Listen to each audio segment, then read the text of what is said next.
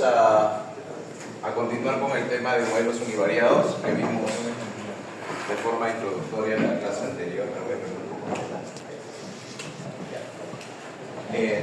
Bien, nos habíamos quedado en el concepto de estacionalidad, ¿cierto?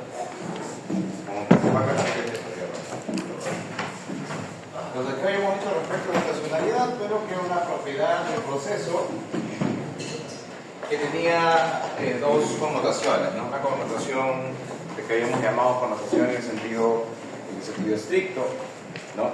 Y otra connotación en el sentido débil, ¿no? Siendo que el que vamos a corroborar en la práctica iba a ser el segundo, ¿no? El sentido débil, ¿ok? Bien.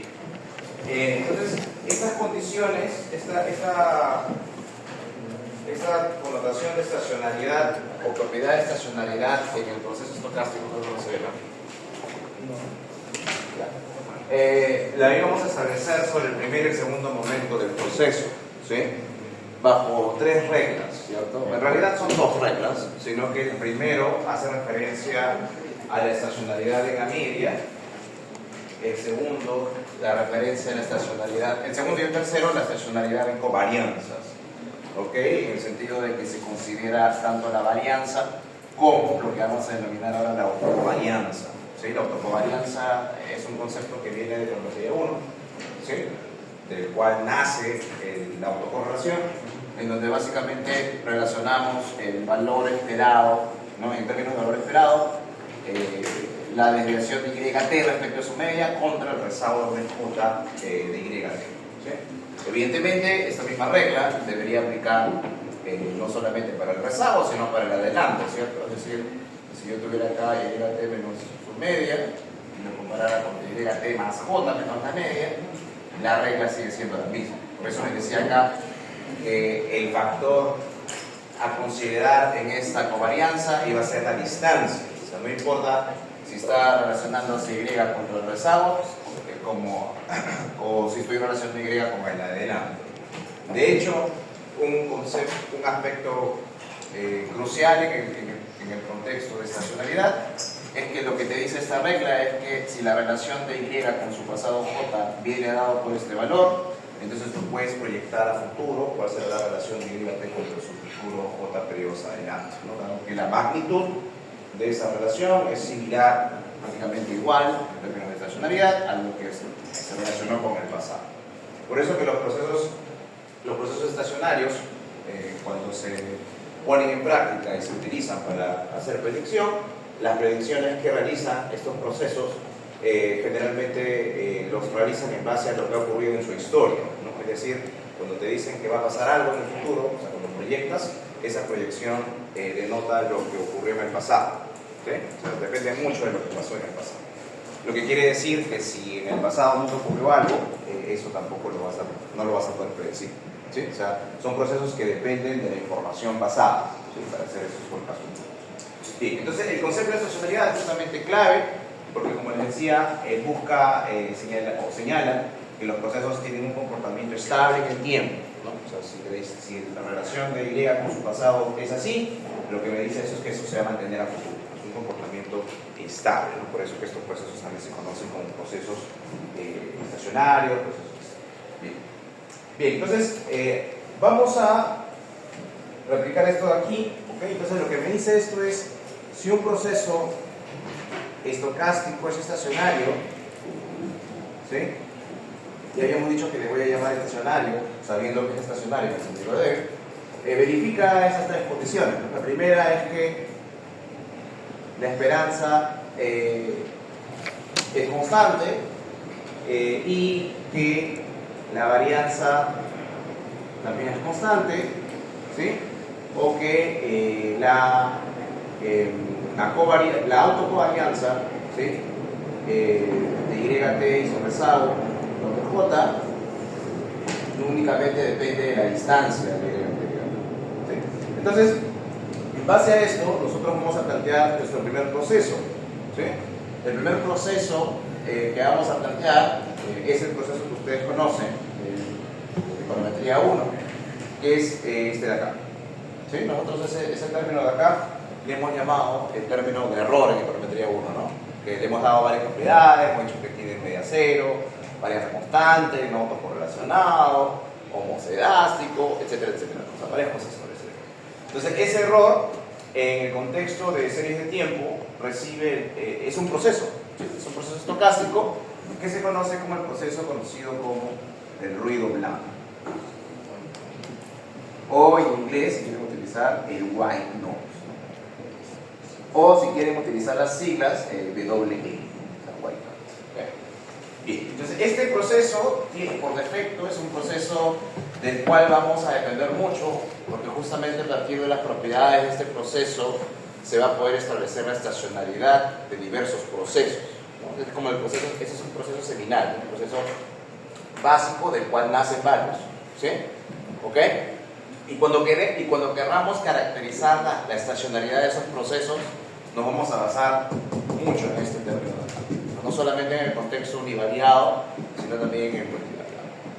Pero bueno, ¿qué propiedades tiene este proceso? La primera propiedad que tiene este proceso es que es estacionario por defecto, ¿sí? O sea, es un proceso que si tú lo ves, dices, es estacionario, es estable. ¿Ok? ¿Por qué? Bueno, porque este proceso tiene tres propiedades. La primera propiedad es que su media es constante, es cero, ¿sí? O sea, su media es incondicional. La segunda, que es un proceso que por defecto es de varianza constante, ¿sí? O sea, varianza incondicional constante, ¿sí?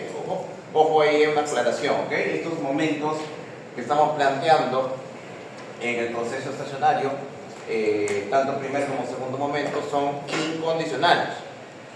Luego, cuando veamos los procesos de volatilidad cambiante en el tiempo, que son los procesos Garch, que también son estacionarios, allí ya no vamos a hacer referencia no a la varianza incondicional, sino a la varianza condicional. Pero es algo muy importante, ¿ok? Estos momentos que se establecen como condición de estacionalidad son momentos incondicionales, ¿no? Y en términos prácticos, ¿qué significa que sea incondicional? Que no aparece el slash t, o sea, no está condicionado a nada, ¿sí? Bien. Y la tercera propiedad es que la autocovarianza de nuestro amigo ruido blanco es siempre, sin importar la distancia, es igual a cero. Es un proceso igual a cero porque este proceso ruido blanco es un proceso ID, o sea, un proceso independiente e idénticamente distribuido, ¿no? Ahora, el white noise puede tener cualquier distribución, ¿sí? Puede tener distribución normal, puede tener distribución cuadrada, etcétera, etcétera, pero la distribución que vamos a considerar en términos para poder utilizar luego el estimador de máximo resolutivo en el contexto de procesos autorregresivos o de bienes móviles o demás, es que este proceso tiene distribución global, ¿ya? Pero como les digo, basta con que sea I y D para poder señalar estas tres propiedades. Una normal con medida cero y varianza sigma cuadrada, ¿sí? ¿Ok? ¿Sí? En términos prácticos, si ustedes dibujan el white noise o el ruido blanco, es un proceso que va a ser estable, un proceso estacionario, porque gráficamente va a ser un proceso que siempre va a oscilar alrededor de su medio, ¿no? Con una reversión bastante rápida, ¿no? O sea, cuando el valor del error, el ruido blanco, se aleja de la media cero, esa reversión es rápida. Perdón, esa desviación es rápidamente revertible, ¿sí? Es un proceso estacionario por naturaleza, ¿sí? Tiene esa propiedad, ¿sí? Y lo otro también es que cuando este proceso revierte rápidamente, es un proceso que no tiene, se dice que es un proceso que no tiene memoria, ¿sí? A los procesos acá los vamos a caracterizar por memorias, ¿sí? Las memorias de los procesos van a ser qué tanto del pasado perdura en el tiempo, ¿sí? En este caso es un proceso que no tiene memoria, ¿sí? Pero por otro lado vamos a ver también que hay procesos que tienen memoria y que vamos a caracterizar como memoria corta, ¿sí? Y otra que se llama memoria larga, ¿sí? U otra memoria intermedia, ¿sí? ¿Okay? Pero este proceso no tiene memoria, ¿sí? ¿Por qué no tiene memoria? ¿Por qué se dice que no tiene memoria?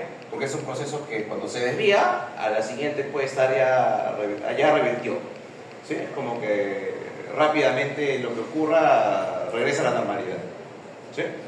Muy bien.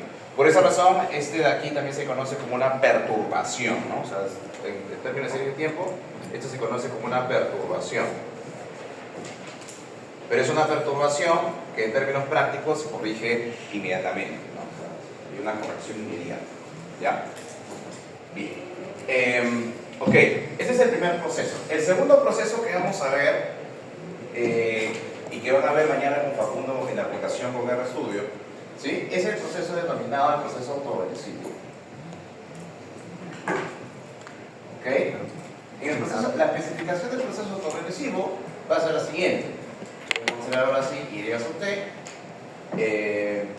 Y sub t se va a representar así, se va a representar. Vamos a hacer la notación sin intercepto y una notación con intercepto, ¿ok? La notación sin intercepto, vamos a hacerlo así.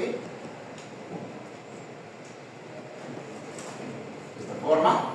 Y por otro lado, la notación con intercepto, vamos a hacerlo así.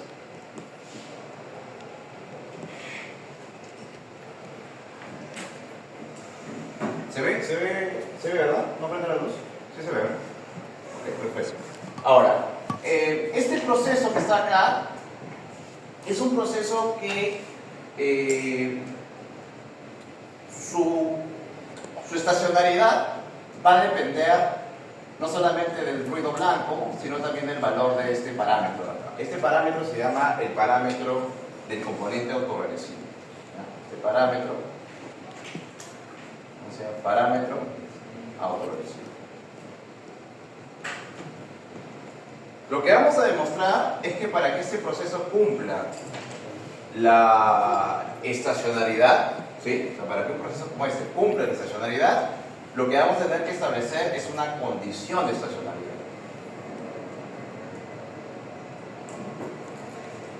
O sea, ¿qué significa? Significa que este proceso no siempre es estacionario. Y la condición de estacionalidad va a ser que el valor absoluto del parámetro autorregresivo es menor que 1. ¿Ya? Esa va a ser la condición para que este proceso sea estacionario. ¿Ok? Porque obviamente, ¿qué va a pasar si este de aquí es igual a 1, por ejemplo? Bueno, en este escenario, este proceso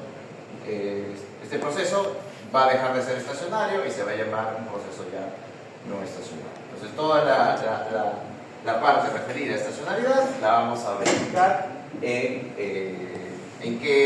si este parámetro de aquí, valor absoluto, es menor que 1. ¿Okay? Igual va a aplicar acá, ¿no? O sea, en esta notación con intercepto vamos a tener la misma historia, ¿sí? No importa el valor del intercepto, la condición va a ser aplicada únicamente en el parámetro autorregresivo. ¿Sí? ¿Ok? Por ejemplo, ¿no? Por ejemplo, yo voy a dibujar acá, y eso lo vamos a hacer mañana punto a punto. Si yo, por ejemplo, dibujo acá un proceso que es igual a 0.4, llega a t menos 1, hace su t, ustedes directamente podrían decir si es estacionario o no. Si ustedes ven acá, este proceso tiene un parámetro autorregresivo que cumple con la condición. Entonces, yo puedo decir, ¿no? Dado que, miren así, hago rápido, dado que 0.4 es menor que 1, y sub t es un proceso estacionario. ¿Sí? Y por otro lado, si ustedes tuvieran un proceso como este, ¿ok? Esto de aquí significaría que, bueno, en este caso el proceso ya no es estacionario, porque en este segundo ejemplo estamos en el escenario de la nota, en el escenario donde el parámetro autorregresivo es igual a 1. ¿Sí? Bien. Ahora, profesor, en un momento vamos a ver por qué ocurre esto, ¿sí? Vamos a ver por qué esa es la condición. Pero en términos prácticos, ¿qué va a significar que un proceso autoregresivo sea estacionario? ¿Sí? Bueno, en términos prácticos eso va a implicar de que cuando existe esta estacionariedad, la serie Y sub t, aquí lo voy a dibujar, va a ser una serie que va a oscilar alrededor de la media. ¿Sí? La media aquí, vamos a demostrar en un momento, dado que el intercepto no está presente, la media de este proceso es siempre 0. ¿Ya? Cuando no hay intercepto, significa que la media del proceso es igual a 0. ¿Está? Entonces, cuando yo denoto esto gráficamente, vamos a tener aquí un comportamiento, el proceso va a oscilar alrededor de la media, donde la media es 0. ¿Sí? Mientras que en este escenario de acá, donde yo tengo que este proceso no cumple la estacionalidad, el proceso va a poder tener, por ejemplo, este comportamiento, ¿no? Donde claramente se observa que el proceso se aleja permanentemente de la media, ¿sí? O sea, acá, izquierda, el proceso revierte a la media, y acá el proceso se aleja de la media, ¿sí? ¿Okay? Entonces eso es lo que va a caracterizar gráficamente un proceso autoregresivo estacionario versus un proceso autoregresivo que no es estacionario. Un proceso autoregresivo estacionario es un proceso que revierte a la media, y un proceso no estacionario es uno que no revierte a la media.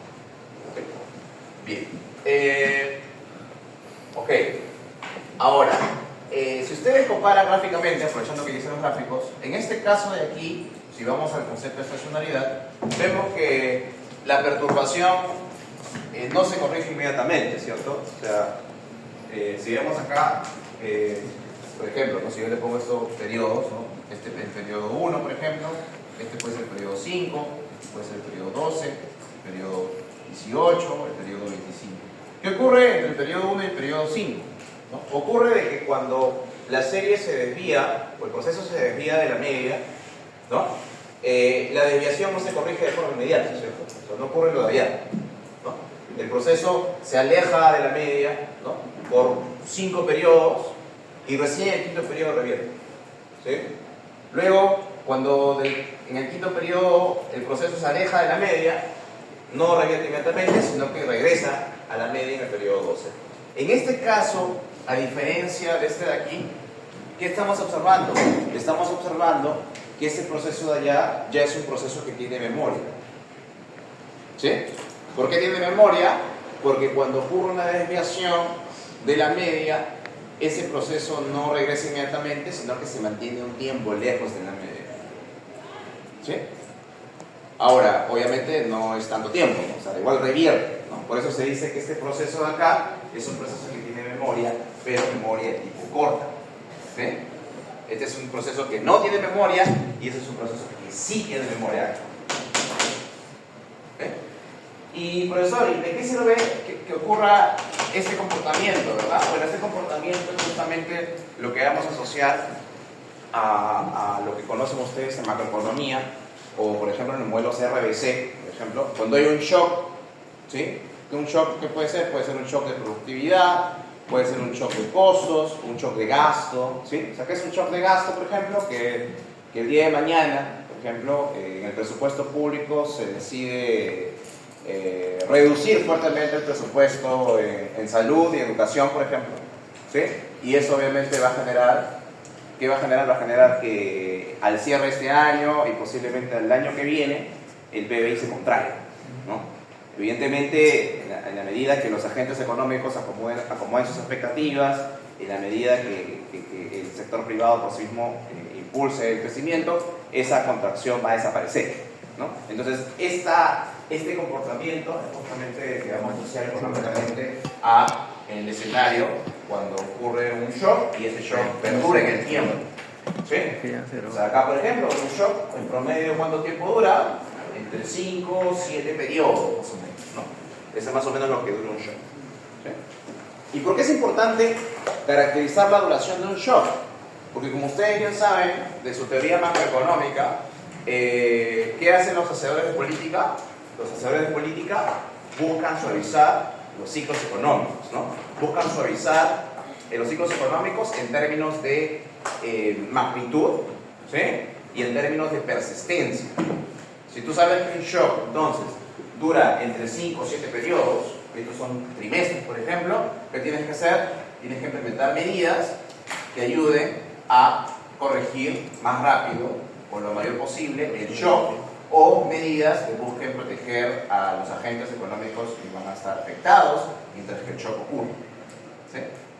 Entonces, es muy importante para los hacedores de política conocer cuánta memoria tienen los procesos, si quisiéramos caracterizarlo como fluctuaciones cuando ocurre un shock, cuando estos ocurren, ¿sí? ¿Ok? Bien. Ahora, ¿es posible que un shock persista más tiempo? ¿Es posible que un shock persista más de 5 o 7 trimestres? Si este fuera la trimestral, sí. ¿Verdad? Sí. ¿Y cómo caracterizaríamos el proceso en ese caso? Bueno, como un proceso donde este coeficiente es menor que 1, pero es mayor que 0.1. ¿Sí? O sea, si el proceso fuera 0.8, por ejemplo, el proceso va a tener memoria corta, pero es una memoria más larga en comparación a la memoria del proceso anterior, ¿no? Por ejemplo, ¿no? Si yo aquí planteara el proceso, en lugar de y llega a t igual 0.8, y llega a t menos 1 más eso t, es posible que ese proceso se pueda caracterizar así, ¿no? Por ejemplo, es un proceso donde la desviación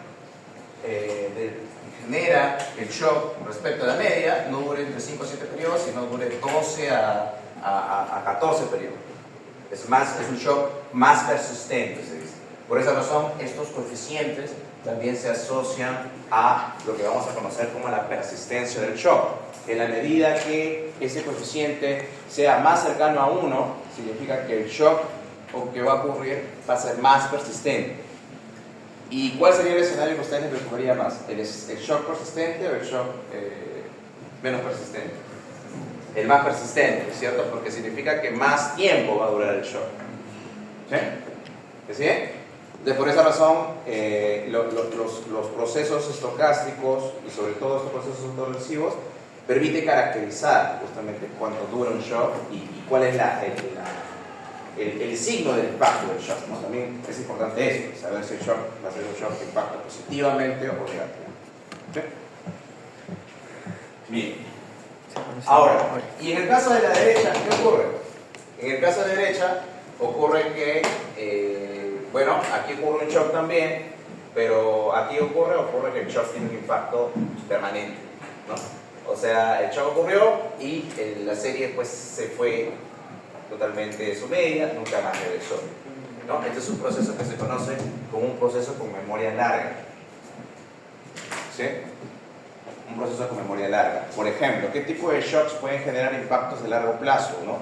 O pasar que el proceso sea de memoria larga? Por ejemplo, un shock de productividad, ¿no? Un shock de productividad es un shock que tiene un efecto permanente sobre el PBI. ¿Sí? ¿Qué otra cosa puede generar una fluctuación permanente? Por ejemplo, un shock cambiario. ¿Sí? Un shock cambiario. ¿Sí? De hecho, este proceso que está acá, que lo vemos ahí como un valor que fluctúa errantemente, se le conoce en la literatura de series de tiempo como la caminata aleatoria, o la caminata del borrachito. ¿Ya?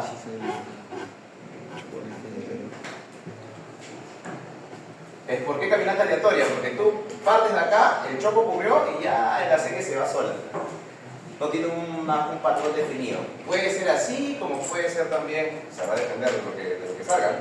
Puede ser así también, o puede ser así también. O sea, no tiene una senda definida. A diferencia de estos procesos, que se ocurriera una y otra vez, el comportamiento va a ser muy similar siempre. Lo más estable, por eso dice que estos procesos son estables. Este proceso, en su contraparte de estos de acá, serían procesos inestables. ¿Sí? Porque no tienen un comportamiento. Ahora, técnicamente en inglés eso se le conoce como el random walk, la caminata de... Ahora, las series de tiempo en la práctica, el tipo de cambio, el PBI, las exportaciones, el riesgo país, etcétera, la mayor parte de esas series tienen ese comportamiento. ¿Sí? ¿Sí? O sea, las series económicas, las series financieras, etcétera, tienen ese comportamiento de caminata aleatoria. Por esta razón, esas son series que no se pueden predecir, ¿no? O sea, es diferente predecir un escenario como este de acá, donde tú sabes que la serie tiene un comportamiento, pues, un patrón estable, que fluctúa siempre a cierto valor y se demora cierto tiempo para empezar, y el caso de la derecha, ¿no? El caso de la derecha, pues no sabes cuándo va a revertir, no sabes hasta dónde se va a ir. Por eso que la mayor parte de las estimaciones o proyecciones de series macroeconómicas, este tipo de cambio, o del riesgo país, o del precio de un commodity, no se hacen con técnicas de series de tiempo, sino se utilizan pues ahí información de tipo, por ejemplo, del mercado derivado, ¿no? Por ejemplo, se utiliza el precio de los futuros, ¿no? cotizaciones de opciones, etcétera, etcétera. O sea, no se utiliza técnicas de tiempo, porque no son garantes de nada. De hecho, cuando vamos a ver la predicción, la mejor predicción que puedes hacer aquí es que tú asumes que el valor futuro que puede tener este proceso es el último valor observado. Esa es la predicción más certera que puede haber. No, en macro también. Sí, en macro también. A veces el BCR se lanza haciendo algunas proyecciones de cotizaciones de trigo, cotizaciones de maíz, así. Y bueno, la proyección, si ustedes la ven, es una línea horizontal. Llega al último punto y esa es la proyección. Y la banda de confianza se abre, pero así, como un triángulo, ¿cierto? ¿Por qué? Porque en ese tipo de procesos la predicción es muy, muy incierta. ¿Sí? Okay. En cambio, un proceso como este que podemos caracterizar, la inflación. La inflación se puede caracterizar como este. La inflación se puede caracterizar como un proceso autoregresivo, podemos modelar la memoria, etcétera, etcétera. Eso es justamente lo que van a hacer el día de mañana. El día de mañana, Facundo les va a enseñar a utilizar algunos APIs del Banco Central con RStudio. Ustedes van a importar la inflación, ¿sí? Y van a estimar cuál es el mejor proceso autoregresivo para la inflación. Ahí van a hacer hasta un forecast de inflación con ese tema. ¿Sí? Claro, porque la inflación tiene un comportamiento estable. ¿Sí? Bien. Ok, entonces, volviendo a la parte técnica, ¿no? O sea, hice un poco la explicación de cómo se aplica eso acá. Vamos a ver a continuación por qué cuando cuando el coeficiente es menor que 1, este proceso es estacionario. ¿Sí? Ahora vamos a ver la parte técnica, la parte dura. ¿Okay? Yo les había dicho hace un rato que eso se debe, o sea, aparte de este de aquí, a este señor de acá. ¿Sí? Entonces vamos a ver en esa demostración por qué. ¿Sí? ¿Preguntas hasta acá? ¿Claro? Muy bien. Entonces, esto lo puedo borrar, ¿verdad? Izquierda. Bien, entonces vamos a ver aquí la demostración rápidamente de por qué este proceso es estacionario y por qué el otro no lo es. ¿Sí? ¿Por qué este de acá no lo es? Bien, vamos a ver.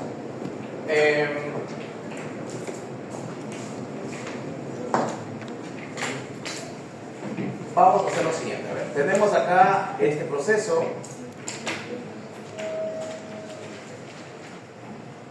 ¿Correcto? Lo que voy a hacer aquí es una solución llamada solución recursiva. ¿Ya? La solución recursiva es una solución que se aplica en una ecuación que se llama ecuación de diferencia, ¿sí? De matemáticas. ¿Ustedes se acuerdan? Ecuaciones de diferencia. Las EOS y las ¿sí? Ecuaciones de diferencia. Ya, es una forma de solución básica, elemental de las ecuaciones de diferencia. ¿En qué consiste? Consiste en hacer soluciones recursivas, ¿no? Soluciones recursivas, reducidas de YT. O sea, la idea finalmente es expresar YT en función únicamente del componente que está acá. ¿Ya? Bien, ¿cómo se hace eso? ¿No? Bueno, se hace eso de la siguiente forma, ¿no? Por ejemplo, supongamos que yo hago lo siguiente, ¿no? Voy a rezagar cada término que está ahí un periodo. Si yo rezago un periodo, este t que está arriba se vuelve menos 1. Este t que está arriba se vuelve menos 1 y este t que está arriba con menos 1 se vuelve menos 2. ¿Hasta ahí estamos? Muy bien. Muy bien. Entonces mira, lo que voy a hacer aquí es reemplazar este término acá. Bien. Entonces, ¿qué voy a tener? Voy a tener lo siguiente, ¿no? Voy a poner YT, profesor, sería phi sub 1 por, reemplazo por esto de acá, phi sub 1 por YT menos 2 más t menos 1, ¿está? Es lo que acabo de hacer, he reemplazado YT menos 1 por todo esto de acá, ¿está? Y eso le sumo eso. Con lo cual, aquí que me va a quedar, phi sub 1 al cuadrado por YT menos 2 más phi sub 1 de t menos 1 más eso. ¿Estamos de acuerdo? ¿Sí? Ya, perfecto. Ahora voy a hacer lo mismo, rezagando una vez más esto de acá.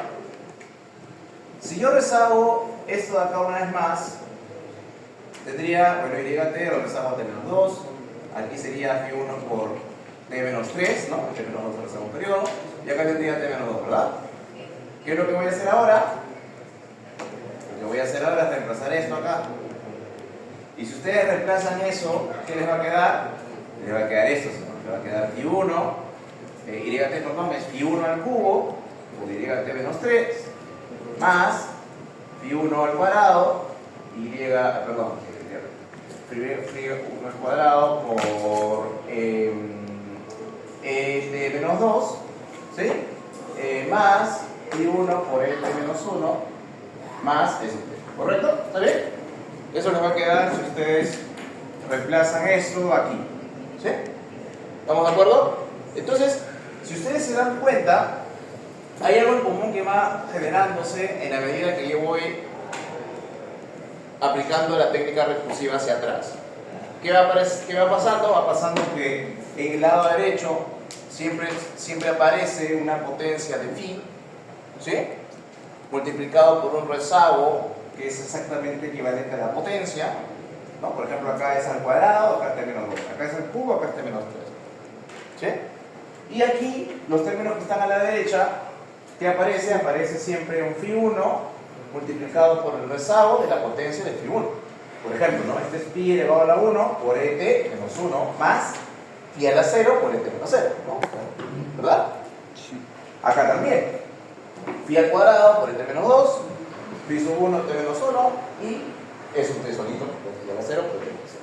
Entonces, si yo siguiera solucionando recursivamente esto hasta llegar a la observación inicial, que le voy a llamar y sub 0, ¿qué va a ocurrir? Va a ocurrir que YT se puede expresar como phi1 elevado a la, vamos a poner acá, elevado a la t, ¿ok? Multiplicado por y sub 0, ¿no? Porque acuérdate que la potencia, el rezago es igual a la potencia, ¿no? T menos t es 0. Más phi1 elevado a la t menos 1. ¿Cuánto debes? ¿Esta de acá tiene que ser igual a esta de acá? No, tiene que ser la potencia con la base, con el subíndice tiene que sumar siempre t, si te das cuenta. Entonces esta de acá sería e sub 1. ¿Okay? El que sigue, y a la t menos 2, e sub 2. Y así sucesivamente hasta llegar a estos términos de acá.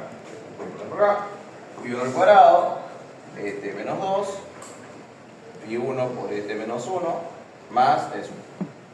Esta solución es una solución llamada solución recursiva, donde lo que hemos hecho en términos prácticos es representar YT como una media ponderada de los rezagos del ruido humano. ¿Sí? ¿Ok? Muy bien. Entonces lo que tenemos que hacer aquí es verificar lo siguiente. Si nosotros queremos encontrar que este proceso es estacionario, eso es equivalente a encontrar que esta nueva forma recursiva del proceso es estacionaria también. ¿Sí? ¿No? Es lo mismo, ¿no? Esto de acá es una notación alternativa, notación recursiva del proceso que está acá. Bien. Entonces, ¿qué vamos a hacer por acá? Vamos a verificar las condiciones. Veamos. Primero, voy a hacer aquí el análisis asumiendo que ¿qué pasaría si este phi1 es menor que 1? Y voy a considerar que este t es un t muy grande. ¿Ya? Voy a asumir que t tiende al infinito. ¿Ya? Voy a asumir esos dos cosas. ¿Ya? Que este t es menor que 1 y este t tiende al infinito. Entonces, lo que voy a hacer es lo siguiente, ¿no? Voy a poder expresar YT como una, y aquí voy a utilizar las notaciones, chicos, j igual a 0 hasta infinito de phi sub 1 elevado a la j por e sub b menos j, ¿no? ¿Sí? O sea, lo que estoy haciendo es hacer una notación de sumatorias de toda esta suma de acá, asumiendo que la suma va al infinito. ¿Sí? Es la misma suma. ¿Sí? Muy bien, ¿y por qué lo hago así? Lo hago así porque sobre esta forma es más fácil aplicar las condiciones que habíamos señalado. ¿Bien? Bueno, entonces vamos a verificar la primera condición. Vamos a colocar acá entonces, a partir de esto, lo tengo ahí, a partir de ello, se verifica, ¿qué cosa? Se verifican tres cosas. ¿Cuál es lo primero que tenemos que verificar? ¿Cuál es el valor esperado de y sub t? ¿Sí? Ah, por cierto, ¿por qué no puse el primer elemento? ¿Quién me dice por qué no lo puse? ¿Por qué no puse phi a la t por y sub t? Porque bajo el escenario que t tiende al infinito, phi 1 a la t tiende a 0. Entonces por eso que en términos prácticos no aparece ese elemento. Bien, valor esperado de y sub t. Valor esperado de y sub t, sí o no, que es igual a esto, ¿no?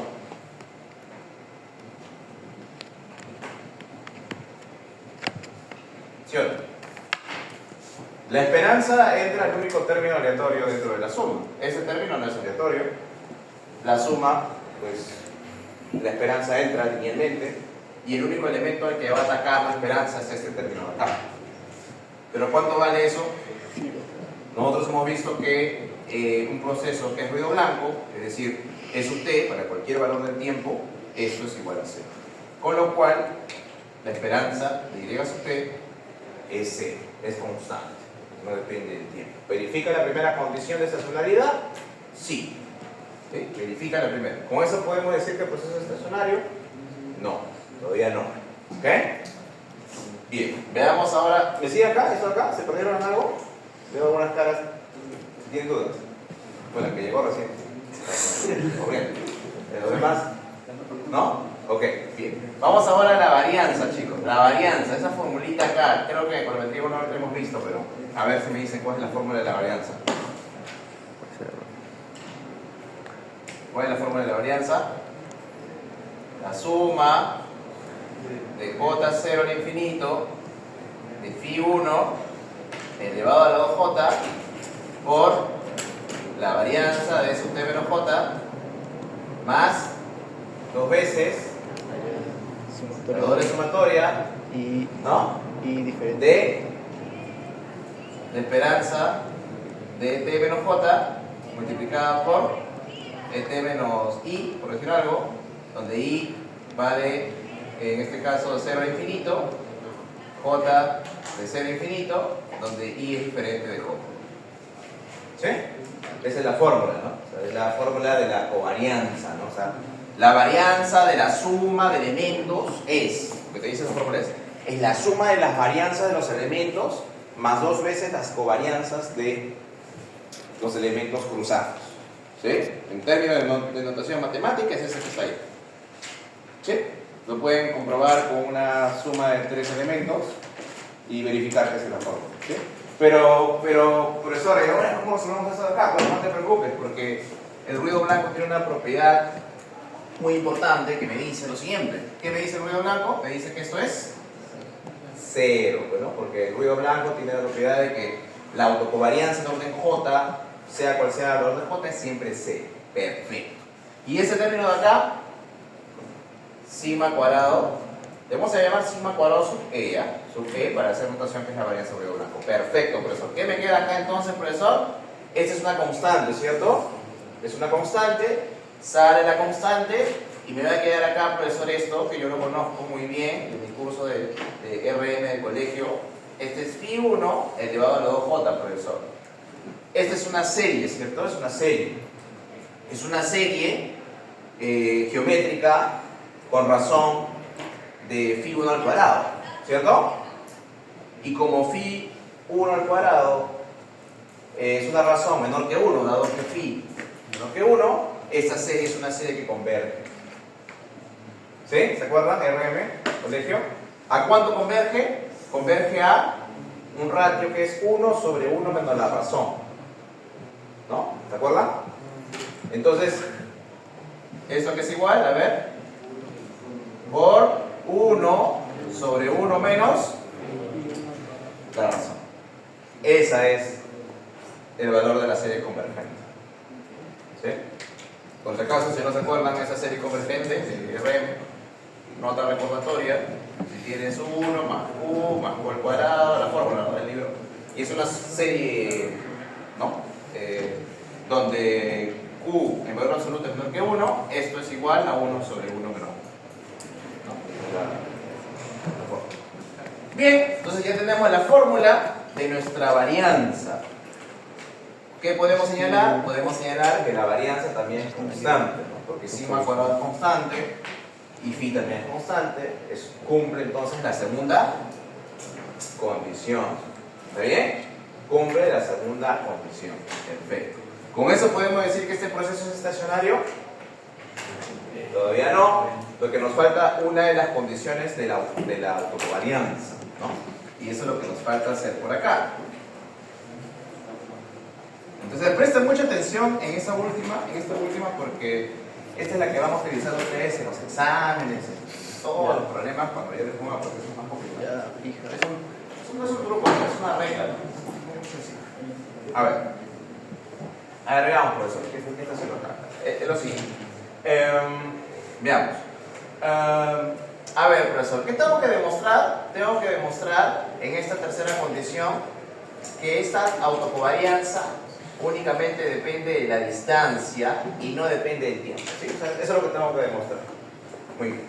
Entonces, J puede tomar cualquier valor. Puede tomar valor de 1, bueno, valor de 0 ya lo tomó porque la varianza es la autocovarianza orden 0, acuérdate. ¿Sí? O sea, acuérdate, lo señalo igual, esta es la autocovarianza orden 0, la varianza es la autocovarianza orden 0. Entonces, cuando yo tengo que verificar esta condición de acá, lo voy a hacer con la autocovarianza diferente de 0. La de orden 1, 2, 3, 4, 5, 6, hasta lo que yo quiero. ¿Estamos? Muy bien, entonces vamos a empezar con la autocovarianza de orden 1.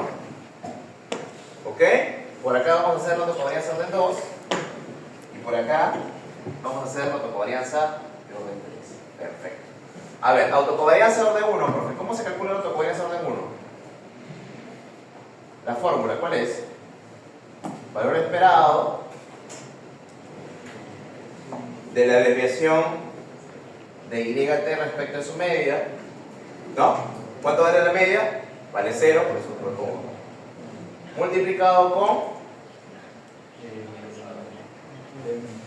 el rezago de orden 1, ¿cierto?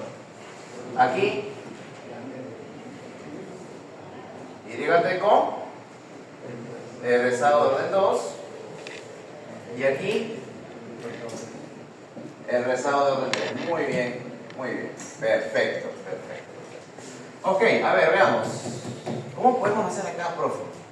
Una forma de hacerlo es agarrar la solución recursiva de YT y multiplicarla con la forma recursiva del rezago. O sea, es como que agarrar este texto de acá y luego aplicar el rezago. Pero eso sería muy morroso. ¿Sí? Hay una forma más rápida de hacerlo, ¿ya? Que es la siguiente. Nosotros sabemos que el proceso, ¿qué forma tenía? El proceso tiene esta forma acá, ¿cierto? ¿Cierto? Tenemos eso de ahí. Entonces miren lo que voy a hacer, ¿ah? Voy a agarrar y voy a decir, ok, yo tengo este proceso de acá, profesor. ¿Ya? Ese es el proceso, ¿cierto?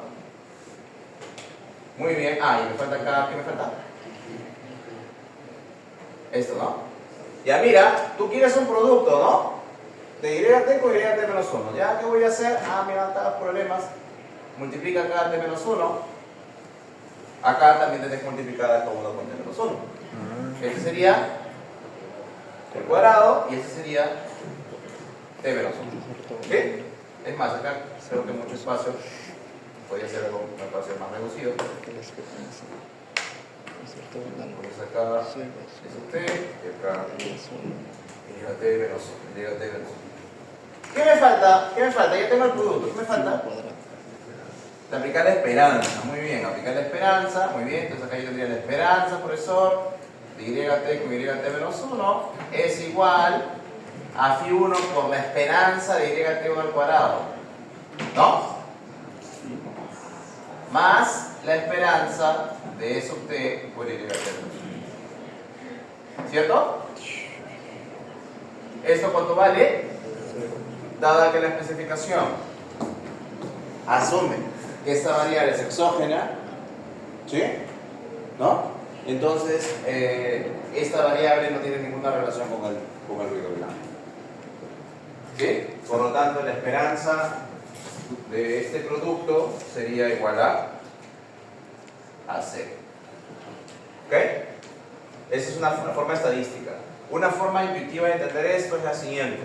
Si tú estás mirando el pasado de una serie o de un proceso, los shocks futuros que ocurran no tienen ninguna relación con ese pasado. Claro. Es como que estuvieras viendo, por ejemplo, acá la inflación del año 2019 y acá estás viendo el efecto del COVID del 2020. Entonces no tiene ninguna relación. O sea, la inflación del 19 no tiene nada que ver con lo que ocurre en el 20. Eso es lo que te está diciendo esto. Entonces no hay ninguna relación estadística, esto acá es seco. ¿Sí? Bien. Entonces solamente me queda esto de acá, profesor. Entonces acá vamos a denotarlo así. Vamos a denotarlo, ok, esta es la autocovarianza de orden 1, profesor, y esto es phi 1 por la esperanza de esta de acá. Pero esta esperanza de este cuadrado, ¿qué cosa es? Varianza. ¿Sí o no que es la autocovarianza de orden 0? ¿Por qué es la autocovarianza de orden 0? ¿Ah? Porque la media es 0, muy bien, esa es la respuesta. ¿Y por qué si la media es 0 es la autocovarianza de orden 0? Acá lo ponemos, ¿ya? A ver, profesor, a ver, para recordarme, ¿no? Bueno, simplemente porque recuerda tu estadística 1, ¿eh? ¿Qué te dice la estadística 1? Que la varianza de una serie, o bueno, una variable, se puede notar como la esperanza del cuadrado de esa variable menos el cuadrado de la esperanza de la variable, ¿cierto? ¿Correcto? Y dado que en este caso la esperanza vale 0, la varianza, que es la autocovarianza de 0, es la esperanza del cuadrado de la variable. Por esa razón nos sale esto acá. Muy bien, perfecto, profesor. Si ustedes hacen lo mismo acá y aquí, ya se lo dejo de tarea, les va a salir esto, les va a salir que la autocovarianza orden 2 es phi 1 al cuadrado por la autocovarianza orden 0. Y acá les va a salir que la autocovarianza orden 3, si hacen lo mismo que hemos hecho acá, es phi 1 al cubo por sigma al cuadrado. ¿Cuál es la regla entonces que estoy encontrando? Estoy encontrando que la autocovarianza de cierto orden es igual a la potencia de phi 1 asociado a ese orden multiplicada por la autocovarianza de orden 0. O sea, yo podría decir en términos prácticos, profesor, que acá lo pongo, la autocovarianza de orden J no es otra cosa que phi 1 a la J por la autocovarianza de orden 0. Demostrando entonces que la forma funcional de la autocovarianza únicamente depende de la distancia. Porque recordemos que la autocovarianza de orden 0 es una constante. Phi 1 es una constante. ¿Sí? O sea, la autocovarianza depende únicamente de ese valor de J. A medida que cambia J, cambia el valor de la autocovarianza. Entonces, ¿qué estamos verificando? Estamos verificando la tercera condición, ¿verdad? Y por lo tanto, podemos señalar sin ninguna duda que este proceso tiene la propiedad de estacionalidad. ¿Sí? Por esa razón que rayeta a la media, ¿verdad? Habíamos hecho un proceso que tiene memoria corta, así. ¿Ok? ¿Está bien? Bien. ¿Preguntas? ¿Está claro? Bien. Ahora, profesor, ¿y cómo demostraría que si usted levanta este supuesto de acá, eso ya se deja de cumplir? Bueno, bastaría que ustedes se den cuenta aquí, ¿no? Si phi en lugar de ser menor de 1 sería igual a 1, ¿no? Esta serie de acá ya no sería convergente, sería equivalente a, sería una suma de unos desde 0 hasta infinito. O sea, ya es una varianza explosiva, ¿no? ¿Me siguen? ¿Todos me están siguiendo? regreso, recapitulo. Les estoy diciendo, ¿qué pasaría si en lugar de que esto sea menor que 1, este phi fuera igual a 1? Si este phi fuera igual que 1, profesor, esta variante, esta sumatoria de acá, ya no sería una serie convergente, sino sería, por el contrario, una serie divergente, una serie que explota, porque es 1 más 1 más 1 más 1, o sea, no hay cuándo desaparezca esa suma, va a seguir creciendo en la medida que el horizonte temporal sea más largo. ¿Me siguen? ¿Sí? Y ya no cumple la propiedad de estacionalidad, porque es una varianza que se incrementa con el tiempo, ya no es una varianza constante. ¿Sí? ¿Ok? Y al no cumplir, basta con que no cumpla una de las condiciones, el proceso deja de ser estacionario. O sea, por eso que el random walk, caminata aleatoria, es un proceso que no revienta la mente, es un proceso que se va. ¿Ok? ¿Me siguen? ¿Todo claro? ¿Sí? ¿Quedó claro?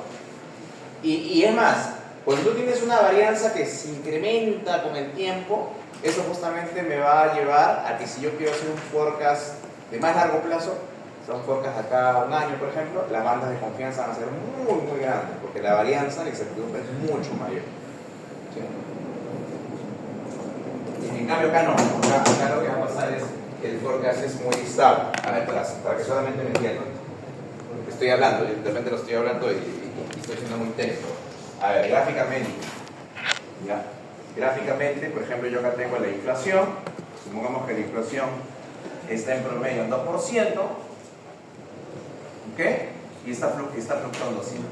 Inflación. Y dice, oye, ¿sabes qué? La inflación está acá ahorita, ¿sí? Y quiere saber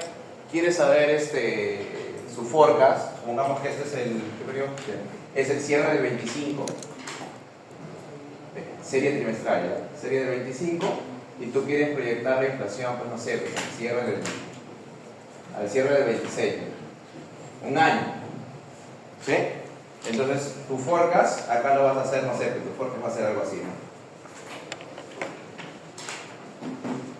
Así más o menos, esa va a ser tu proyección de la inflación, y tus bandas de confianza de esa proyección, como están asociadas a una varianza estable, esas bandas de confianza van a ser esto. Tú puedes decir que la celda de la inflación puede estar por acá. Puede tomar cualquiera de estas celdas. Este es el gráfico de abanico, ¿no? Para distintos niveles de confianza. Al final, la varianza es estable, la incertidumbre es estable y está asociada a la varianza histórica que tiene la inflación. En términos prácticos, ustedes van a ver es que este fan chart, este abanico, su magnitud es muy similar a la magnitud de la fluctuación que ha tenido históricamente la inflación. Es una varianza estable, una predicción estable, confiable. ¿Sí? ¿Ok? ¿Y esto por qué? Porque este proceso es un proceso estacionario, o sea, el proceso que gobierna la inflación es un proceso estacionario. ¿Sí? Un proceso torrencivo. Pero si tú quisieras proyectar, no la inflación, sino por ejemplo, vamos a decir, por ejemplo, esta es inflación, ¿ya? Inflación. Si no, por ejemplo, no sé, pero yo quisiera proyectar, profesor, el precio del petróleo. Estoy tradeando, ¿ok? Y se me ocurre utilizar el modelo de serie de tiempo para proyectar el precio del petróleo, ¿ya? Tengo acá la data histórica, está, pues cayó, subió, bajó, ahorita ha subido, entonces, y se me ocurre hacer un forecast acá, ¿sí? Supongamos, bueno, si es data diaria, estamos hoy día, ¿cuándo? Hoy estamos 28 de abril, ya es el 28 de abril de 2026. Y yo quiero proyectar a cuándo va a llegar el petróleo al cierre del año. ¿Se ve? Hasta diciembre. ¿Ok? Entonces mi predicción econométrica va a ser esta. Yo les dije, ¿no?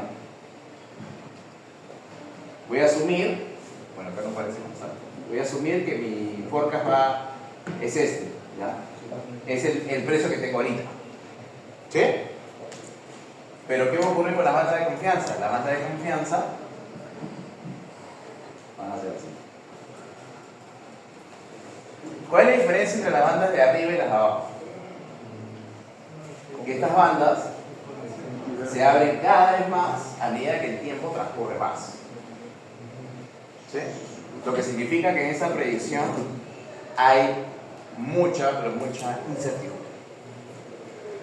Y acá, pues obviamente, si tú utilizas estrategias de forecast para hacer trading, obviamente no te va a servir porque supongamos que este precio, ¿cuánto es el petróleo ahorita? ¿El barril? ¿Cuánto? 106. Ya, 106. Estas bandas que te dicen que puede llegar, no sé, pues a 30, o te dicen que puede llegar a, no sé, pues hasta 150. Entre 30 y 150, pues es totalmente incierto. ¿De qué te sirve esa proyección? ¿Sí? Por eso que generalmente las predicciones de los procesos se realizan en el escenario estable y no en el escenario inestable. ¿Ok? Listo. Muy bien. Muy bien, ¿alguna pregunta? ¿Ah? ¿Está en 104 ahorita? Bueno, ya, lo voy a dar. Depende de TI o... Ok. Depende de dónde. 110. Ya, bien. Es lento, TI. Ahora, evidentemente, el proceso que hemos visto hace un momento es un proceso básico, ¿sí? ¿Ok? Toda esta caracterización que hemos hecho matemática de la estacionalidad es una caracterización muy, muy sencilla, porque este proceso autorregresivo es el más sencillo que puede haber entre todos. ¿Ya? ¿Por qué este proceso es el más sencillo de todos? Porque es el proceso que se denomina el proceso autorregresivo de 1. ¿Sí? ¿Correcto? El proceso autorregresivo de orden 1 es un proceso donde el único elemento que aparece en la especificación al lado derecho es el rezago de orden 1 de liga T. Pero si yo quisiera hacer aparecer más rezagos, ¿sí? ¿Qué va a ocurrir? Va a ocurrir que el proceso ya se convierte en un proceso autorregresivo de orden mayor. ¿Sí? Entonces eso es lo que voy a mostrar en breve en la presentación. ¿Ya? Y lo difícil de esos procesos de orden autorregresivo de orden mayor es que vamos a tener que caracterizarlos, así como hemos hecho acá con el método recursivo, hemos calculado la autocovarianza, etc. En los procesos autorregresivos de orden mayor, ya la caracterización de las autocovarianzas, que es la parte más complicada, se va a tener que hacer con un sistema de ecuaciones que vamos a llamar el sistema de ecuaciones de Joule-Walker, ¿ya? Que es un ejercicio fijo de parcial. ¿Okay? Y ustedes denoten el sistema de ecuaciones de Joule-Walker de un proceso de autorregresivo de orden.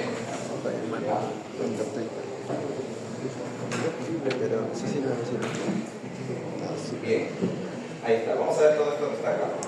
¿Sí? El sistema de ecuaciones de Joule-Walker es un sistema de ecuaciones que se va a caracterizar de esta forma. ¿Sí? Vamos a hacer un sistema de ecuaciones. ¿Sí? Bien. Muy bien. Entonces, ¿quieres? Ya. Unos minutos. Ya. ¿Hasta aquí alguna duda? ¿Sí? ¿Se entiende?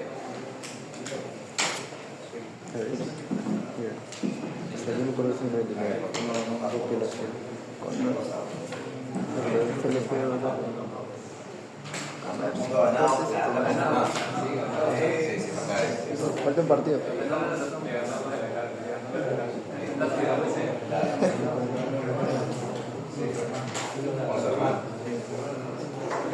Se ha complementado bien, maestro, porque su hermano es sanitario de la MUNE. Es enseñamiento. Ok, bueno, ¿puedo borrar? ¿Sí? Ya, hacemos esto de aquí, esta rotación, y hacemos un break rápido. Y luego del break vamos a hacer.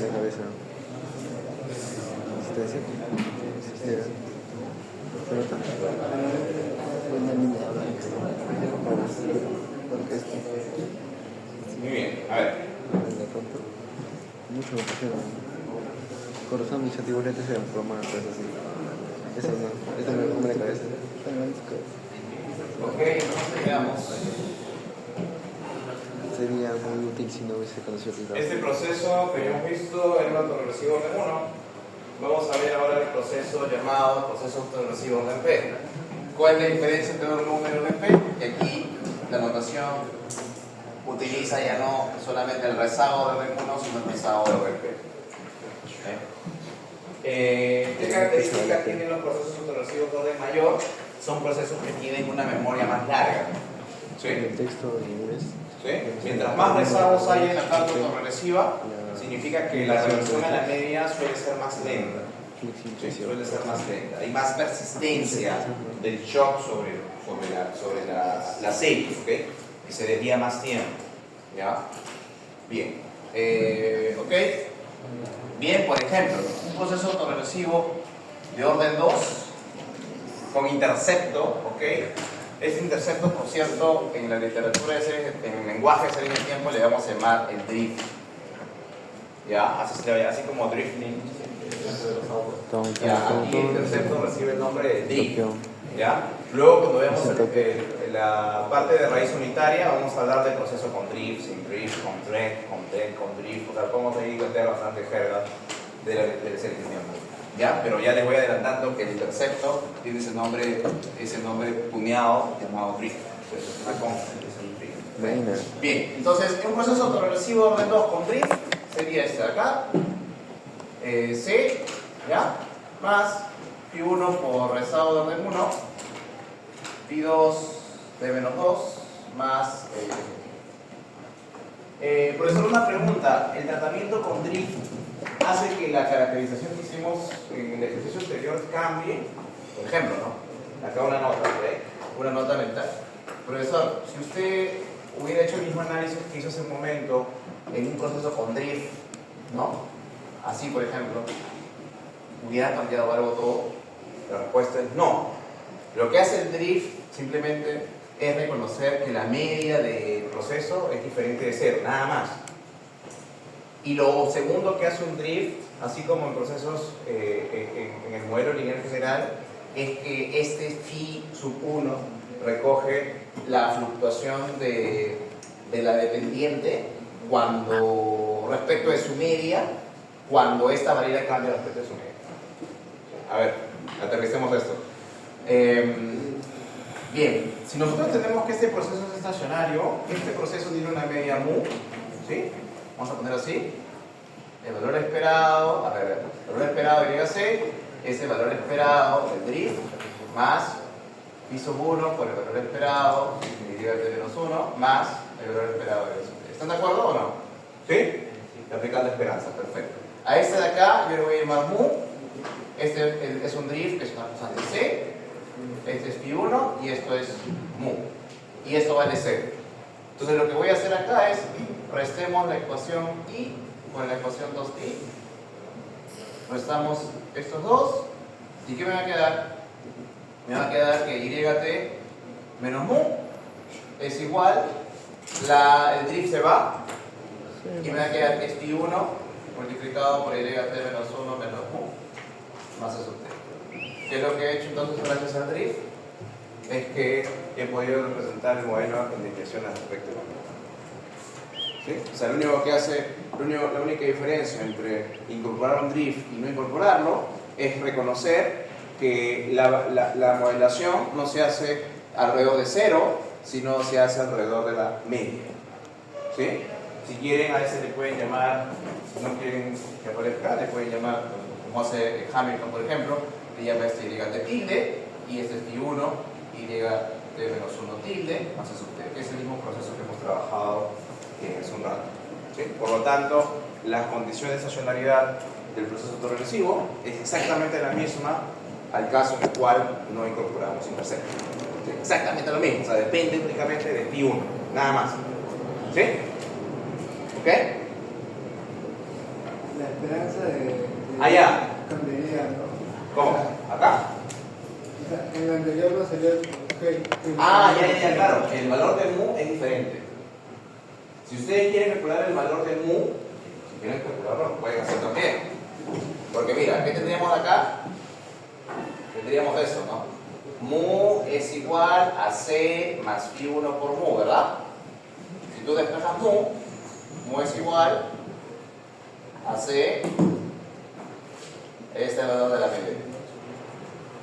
El valor de la media incondicional, ¿no? De un proceso con drift es el drift sobre 1 menos el parámetro progresivo.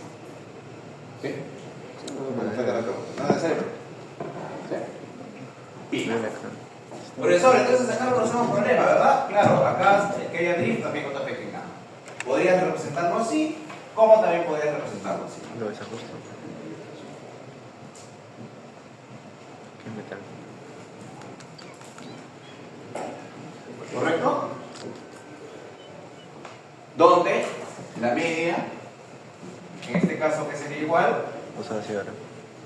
C sobre 1 menos, ahí está. ¿Sí? Esto se hace rápidamente, si usted calcula acá la esperanza, le va a quedar mu es igual a C más phi 1 por mu más phi 2 por mu. Factorizan mu y les queda esto, ¿cierto? ¿Ok? En un ARP también tendríamos lo mismo, ¿no? Pero un ARP de orden, no orden 2, sino orden P, vamos a hacerlo por acá, y ya con eso nos vamos al break. Buena. En un A de orden P, profesor, un A de orden P, ¿qué cosa es, profesor? Un A de orden P es hacer el proceso y bueno, de notar que aquí a la derecha aparecen los P rezados de ideas. ¿Sí? Eso también lo pueden hacer con la notación en desviaciones respecto de la media. Lo rojito. No está grabando, mano. Está, no. Lo rojito. No se ve. Ya está. No se ve, mano. ¿Dónde? Mu. Aquí cuánto vale. ¿Cuánto vale mu aquí? C sobre 1 menos y 1 menos y 2 menos 6. De una. ¿Ok? Muy bien. Entonces, vamos a quedarnos aquí. Vamos a hacer 10 minutos de break. Y luego del break vamos a ahora caracterizar la estacionalidad de este amigo que está acá. Y este de acá. ¿Cuál va a ser lo complejo? Lo complejo es que ahora ya no tenemos solo un phi, tenemos muchos phi. ¿Sí? Y por eso que aquí vamos a tener que utilizar una notación alternativa, que es la que está acá, que se llama el operador de rezago, pi-l. Y asociado a este pi-l, vamos a tener que calcular las raíces de ese color. ¿Ya? Les voy a contar de eso ya luego del break. ¿Sí? Luego del break también tomo resistencia. ¿Ya? Muy bien. Como fuera así. Sí.